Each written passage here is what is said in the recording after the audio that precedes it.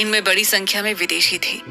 हालांकि ये क्षेत्र पर्यटन के लिए इसी प्रदेश की बाकी जगहों से कम प्रचलित था, फिर भी इस साल यहाँ सैलानियों की संख्या में काफी इजाफा देखा जा रहा था। इनमें से काफी सैलानी चर्च व उससे जुड़े मिशन से संबंधित थे। विदेशियों की संख्या अधिक होने के कारण पुलिस व प्रशासन पर भी काफी दबाव था। डीएसपी आशीष इस समय पुलिस हेडक्वार्टर में अपने पिता और आईजी सुरेश के सामने खड़े थे।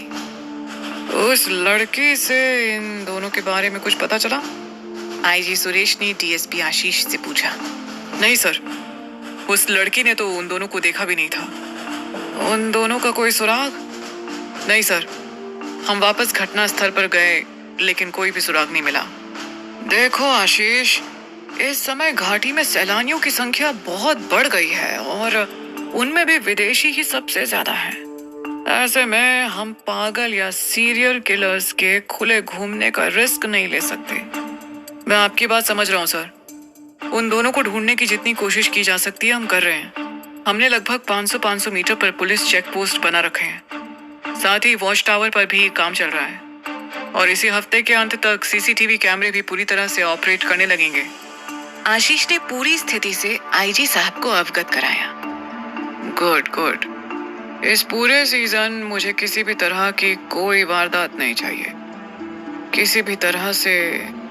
तुम मेरा मतलब समझ रहे हो ना? यस सर, मैं आपका मतलब पूरी तरह से समझ रहा हूँ और इसीलिए रात में मैं खुद अत्यधिक संवेदनशील इलाकों पर गश्त देता हूँ। गुड, अब तुम जा सकते हो। नहीं, 1 मिनट के लिए रुको। उन 2 मिसिंग लड़कों का क्या हुआ? आईजी सुरेश ने आशीष से पूछा। वो दोनों खुद ही वापस आ गए थे। मैंने उनसे पूछताछ की तो उन्होंने बताया कि वो जंगल में खो गए थे, जहां मिशन के एक आदमी ने उनको रास्ता दिखाया और मिशन ले आया। वो दोनों इस समय मिशन को ज्वाइन कर चुके हैं। बड़ी अजीब बात है। ठीक है, तुम जा सकते हो। आशीष ने आईजी सुरेश को सैल्यूट किया और कमरे से बाहर निकल गया। इन बीती 2-3 रातों से हवेली पर किसी भी तरह की कोई अनहोनी नहीं हुई थी। उस काले साए का भी कुछ अता पता नहीं था। माहौल खुशनुमा बना हुआ था। इधर इंद्रजीत भी काफी समय हवेली में गुजारने लगा था। खासकर रात को वो अवश्य ही हवेली पर रहता था। इधर कुछ रातों से बर्फबारी तो नहीं हुई थी, लेकिन आज कोहरा रोज से कुछ ज्यादा ही था। रात का खाना खाकर अवंतिका और उसकी बहनें ऊपर अपने कमरे में चली गई थी। उन्होंने माया से भी आने को कहा था, लेकिन उसने थकान का बहाना बनाकर मना कर दिया और नीचे अपने कमरे की ओर चली गई। राजा पृथ्वीराज और भोला भी अपने कमरे में चले गए थे। इंद्रजीत हॉल में आग के पास बैठा हुआ था। ना जाने क्या सोचकर वो हवेली के पीछे से माया के कमरे की ओर खुलने वाली खिड़की की तरफ बढ़ गया। कमरे में लाइट जलने के कारण बाहर की खिड़की से माया के कमरे के अंदर साफ साफ दिखाई दे रहा था। माया अलमारी से कपड़े निकाल रही थी। फिर वो खिड़की के पास ही आकर रुक गई। इंद्रजीत वहीं खिड़की के पास ठिठक गया।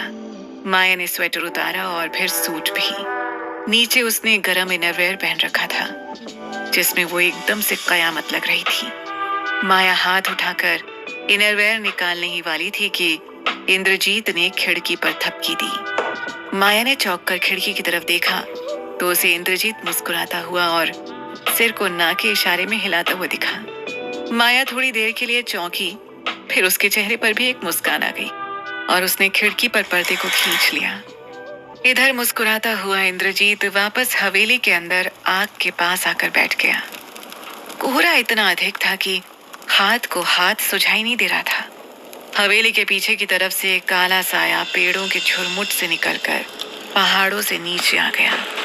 वहां से थोड़ी दूरी पर बह रही एक पहाड़ी नदी को उसने छलांग लगाकर पार किया और पत्थरों की पंक्तियों पर कूदते हुए नदी के साथ ही नीचे उतरने लगा। जल्दी ही वो नीचे मैदान पर पहुंच गया, जहां घने पेड़ों के झुरमुट के बीच के खाली स्थान पर 2 सफेद लबादाधारी साए खड़े थे।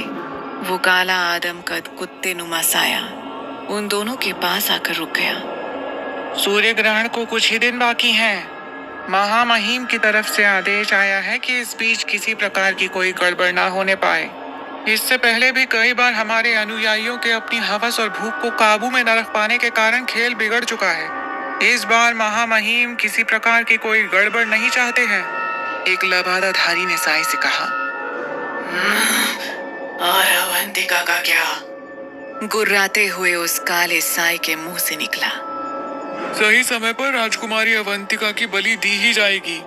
अभी तुम्हें पुराने निर्देशों का पालन करने की कोई जरूरत नहीं है। दूसरे लबादाधारी साई ने कहा।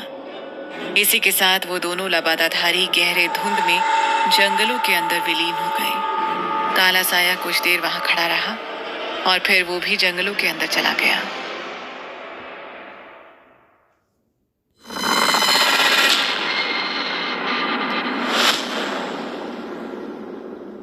पिछली रात फिर से हल्की बर्फबारी हुई थी। बर्फ की परतें पेड़ों की डालों व पत्तों पे बन गई थी, जिन्हें रोज की तरह माया अपने हाथों से झाड़ती टहल रही थी। Good morning.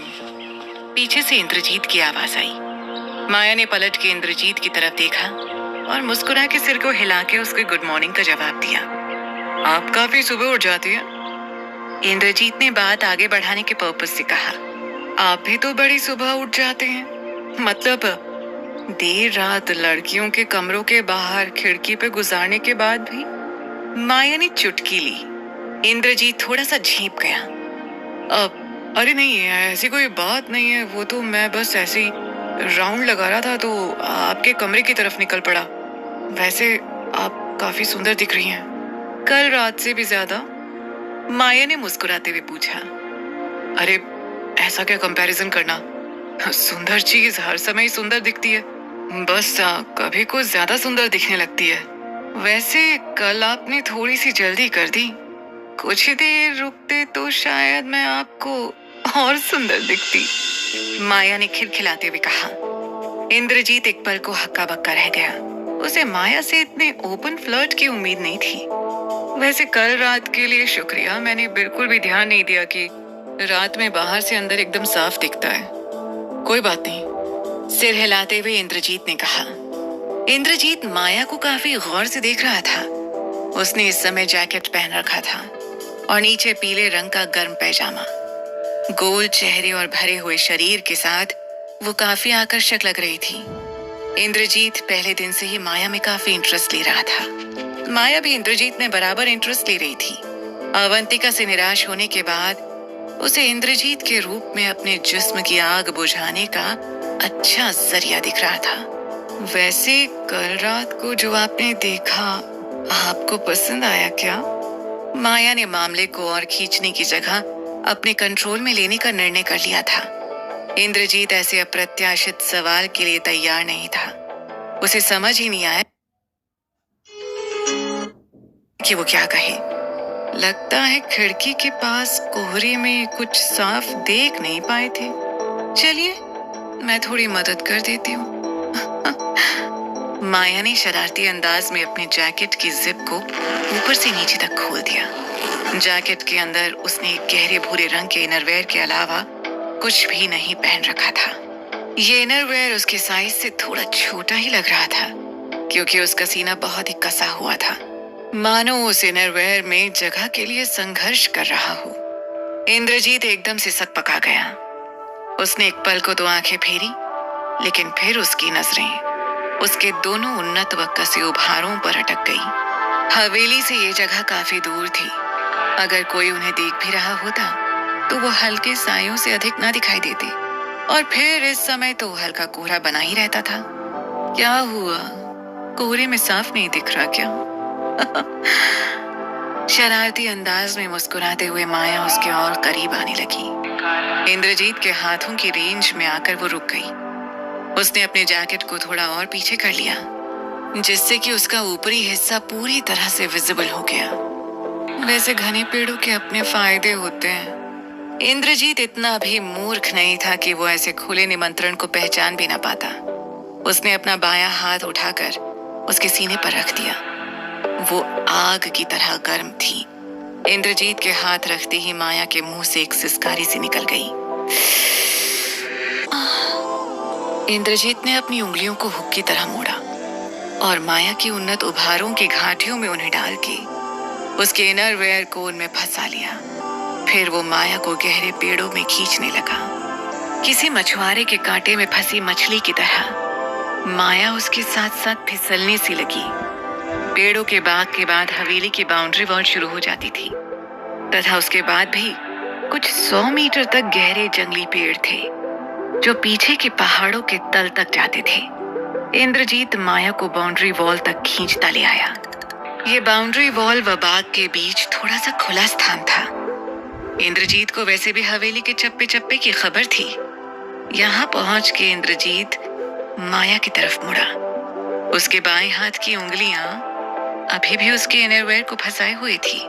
माया का जैकेट सरकते हुए उसके कंधों पर जाकर अटक गया था। इंद्रजीत ने अपने बाएं हाथ को एक तेज झटका दिया और माया के इनरवेयर के पीछे के हुक टूटते चले गए। माया के मुंह से चीख सी निकल गई।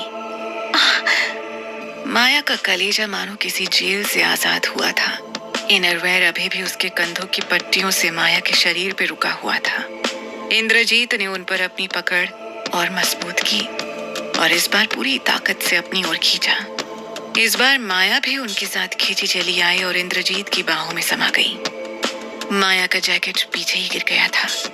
वह उसकी पीठ एकदम खुली हुई थी जिस पे इंद्रजीत अपने दाएं हाथ की उंगलियां फेरने लगा।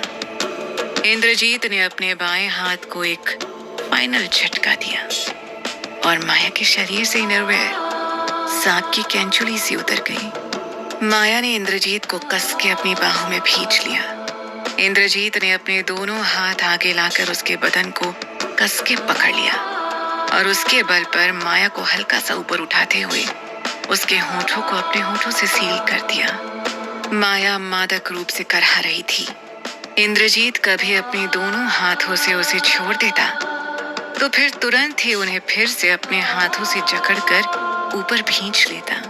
माया की उंगलियां भी तेजी से इंद्रजीत को निर्वस्त्र करने में लगी हुई थी। इंद्रजीत ने कुछ खास कपड़े नहीं पहने थे, बस एक जोड़ी गरम इनर ही पहन रखा था। इसीलिए लगभग तुरंत ही माया उसे पूरी तरह से निर्वस्त्र करने में कामयाब हो गई। इंद्रजीत को पूरी तरह नग्न कर माया 2 कदम पीछे हटकर उसे निहारने लगी। इंद्रजीत हल्के सांवले रंग का हट्टा कट्टा युवक था।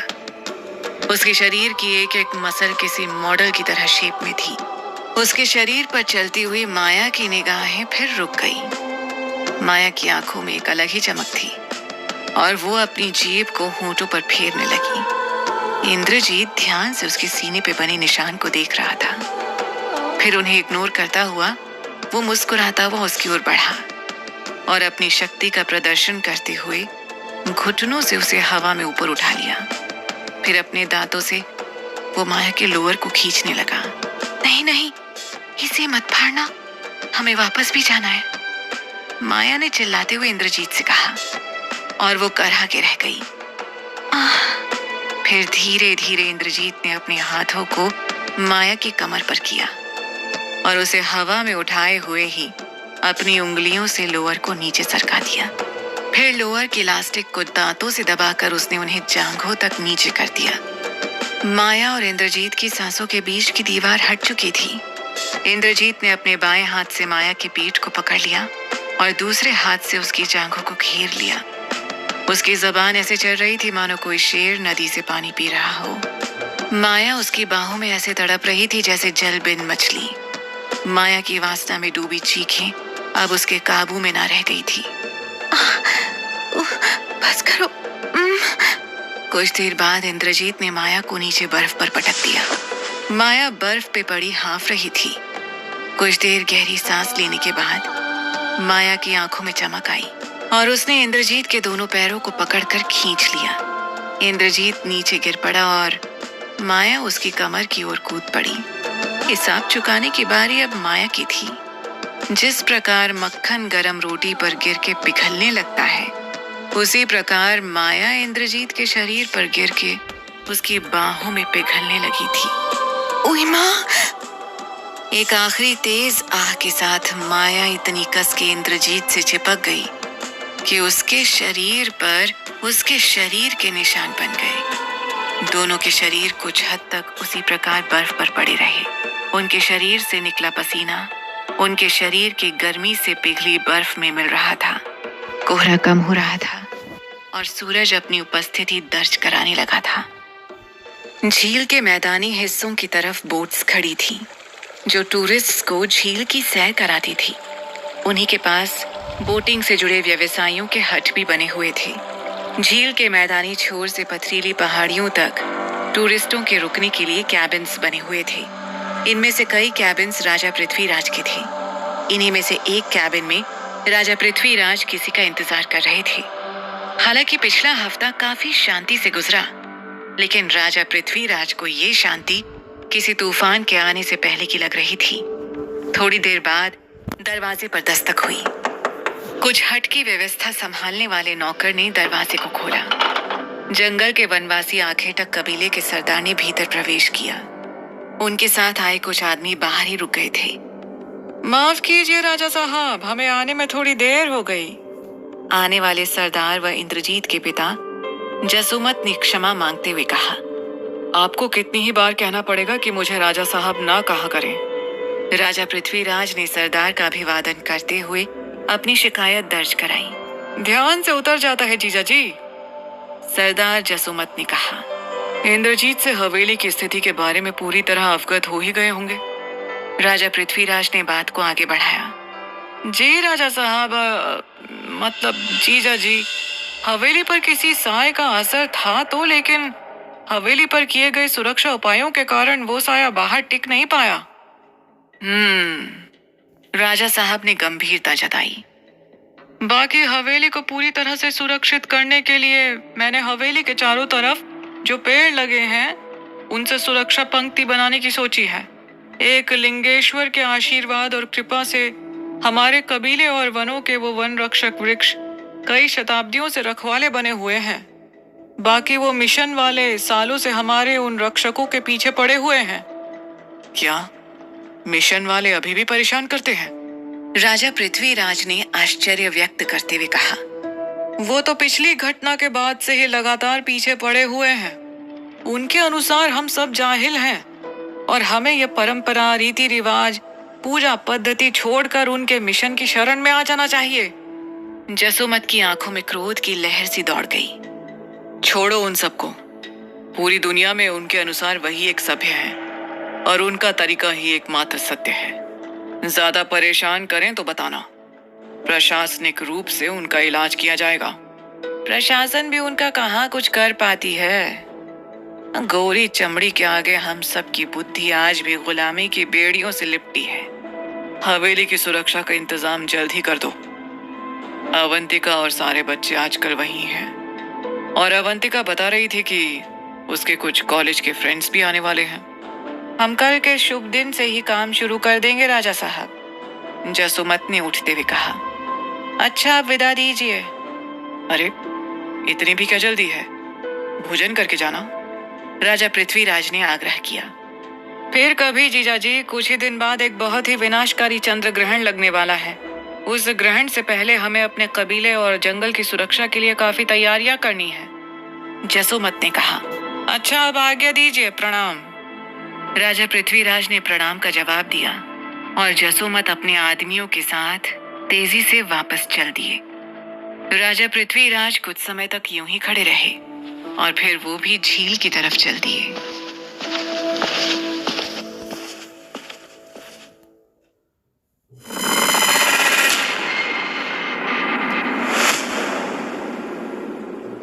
राजा पृथ्वीराज झील के पास ही पत्थरों के पास आकर रुक गए, जहां वो अंबिका से मिला करती थी।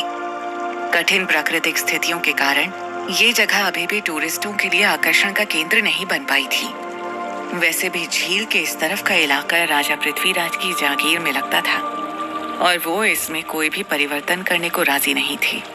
वहीं पत्थरों पर बैठकर राजा पृथ्वीराज फिर से अपनी यादों में खो गए। झील के ठंडे पानी में नहाते हुए पृथ्वी का दिमाग एकदम शांत था। सुबह की थकान से उन्हें काफी राहत महसूस हो रही थी, पर वो इस बात से अनजान थे कि पानी के अंदर ही कोई वस्तु उनकी ओर बढ़ रही थी। अचानक ही उनका पैर पानी के भीतर किसी चीज ने पकड़ लिया और उन्हें नीचे खींच लिया। पृथ्वीराज बुरी तरह घबरा गए। इस झील के पानी में मगरमच्छ या ऐसा कोई भी जीव नहीं पाया जाता था जो इंसान को इस तरह खींच सके। पानी के भीतर उन्हें एक इंसानी आकृति दिखाई दी। उनके पैर पर उसकी पकड़ मजबूत हो चुकी थी। पृथ्वी तेजी से सतह की ओर भागा। सतह पर आकर उसने एक गहरी सांस ली और अपने सामने देखा। पानी में सर निकाले अंबिका उन्हें देख रही थी। ये किस तरह का मजाक था अंबिका? पृथ्वी ने नकली गुस्सा दिखाते हुए उससे पूछा। क्यों, डर गए क्या नंगे बहादुर? अंबिका ने हंसते हुए कहा। ऐसे तो कोई भी डर जाएगा। वो दोनों अभी भी पानी में ही तैर रहे थे। तो अपनी इस बहादुरी पर मेरे साथ मेरे घर चलने का दम भरते हो? अंबिका और गहरे पानी में पीछे की ओर जाते हुए बोली। तुम्हारा घर क्या पाताल लोक में है या भूत प्रेतों की बस्ती में, जो वहां जाने में डर लगे? एक बहुत बड़ा नंगा राजा एक जंगल की रहने वाली वनवासी को ब्याह कर लाना चाहता है। अब बहादुरी की जरूरत तो होगी ही। और इस मामले में तुम मुझे किसी से कमजोर नहीं पाओगी। पृथ्वी धीरे धीरे उसकी ओर तैरते हुए बढ़ने लगा। हालांकि अंबिका गले तक पानी में डूबी हुई थी, लेकिन झील का पानी काफी साफ था और पृथ्वी को साफ दिख रहा था कि पानी के अंदर अंबिका उसी की तरह बिना कपड़ों के है। अंबिका का पीछे की ओर तैरते हुए झील में और अंदर जाने का सिलसिला जारी रहा, लेकिन पृथ्वी भी उसकी ओर बढ़ता जा रहा था। जल्दी ही पृथ्वी और अंबिका पानी में आमने सामने थे। लेकिन तुम यहाँ किस तरफ से आई? अगर पत्थरों की तरफ से आई होती तो तुम्हारी आहट जरूर सुनी होती। मैंने दूसरी तरफ से तुम्हें देख लिया था, फिर वहीं से मैं पानी में तैरते हुए तुम तक आ पहुंची। अंबिका ने झील के एक तरफ इशारा करते हुए कहा। इशारा करने के लिए जब अंबिका ने हाथ उठाया तो उसके साथ उसका सीना भी पल भर को पानी से बाहर निकला और फिर पानी में समा गया। ऐसा लगा मानो डॉल्फिन मछली ने उछाल मार के गोता लगाया हो। पृथ्वी ने आगे बढ़कर अंबिका के दोनों कंधों को अपने हाथों से पकड़ लिया। अरे अरे, क्या करती हो? डूब जाओगी। तुम्हारे प्यार में तो मैं पहले से डूब चुका हूँ। इतना कहकर पृथ्वी पानी के भीतर ही अंबिका की छाती से लिपट गया। उसके पैर चप्पू की तरह चल रहे थे। अंबिका की हालत तुरंत ही खराब हो गई। उसके लिए हाथ और पैर दोनों की मदद से तैरना मुश्किल होता जा रहा था। अंबिका समझ गई कि गहरे पानी में ज्यादा देर तक रहना संभव नहीं होगा। वो तेजी से पथरीले किनारे की तरफ तैरने लगी। पृथ्वी अभी भी उससे चिपका हुआ था। उसका दूसरा हाथ अंबिका की कमर पर था। उसे वाकई में डूबने या तैरने किसी भी चीज का होश नहीं था। अंबिका अब थोड़े उथले पानी में आ गई थी। यहाँ पानी 3 से 4 फीट की ऊंचाई पे था। पैरों के नीचे जमीन का एहसास पाकर पृथ्वी अंबिका के नीचे पानी में चला गया। अंबिका की कमर पर पहने चांदी के करधन के घुंघरू ने उसके गालों को स्पर्श। उन घुंघरू के संगीत के बीच पृथ्वी के होंठ बांसुरी बजाने को तत्पर हो गए। पृथ्वी के होंठों से निकले पहले तराने में ही अंबिका की चीख निकल गई। पानी के भीतर पृथ्वी के मुंह के खेल और अंबिका की आहों की जुगलबंदी काफी देर तक चली। तभी अंबिका को ध्यान आया कि पृथ्वी काफी देर से पानी के भीतर है। उसने पृथ्वी के सिर को बालों से पकड़ा और तेजी से ऊपर की ओर खींच लिया। पृथ्वी तेजी से खड़ा हो गया और उसका बदन अंबिका के मुंह के सामने आ गया। अंबिका अपनी जीभ से उसे इस प्रकार साफ करने लगी जैसे जंगली बिल्लियां अपने पंजों को साफ करती हैं। अब झील का ठंडा पानी भी उन दो शरीरों की गर्मी को शांत करने में नाकाम हो चुका था।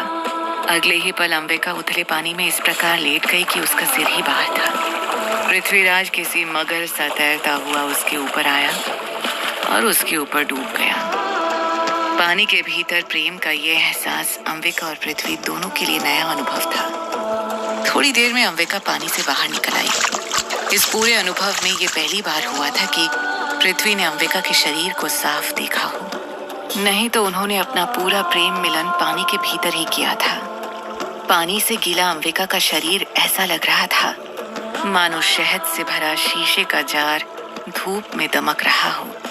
अंबिका ने पृथ्वी को अपनी तरफ यूं घूरते हुए देखा तो उससे पूछा, ऐसे क्या देखते हो? अपनी नंगी बहादुरनी को। पृथ्वी ने उसी की शैली की नकल करते हुए कहा, धत। और अंबिका ने अपने शरीर को पृथ्वी से दूसरी तरफ मोड़ लिया।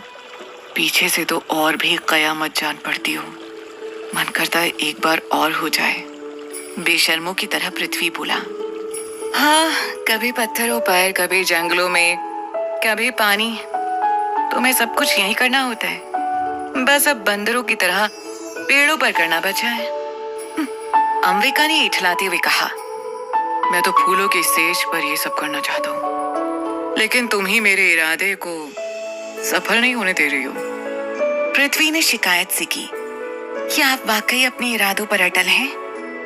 बिल्कुल, बस तुम ही मुझे अपने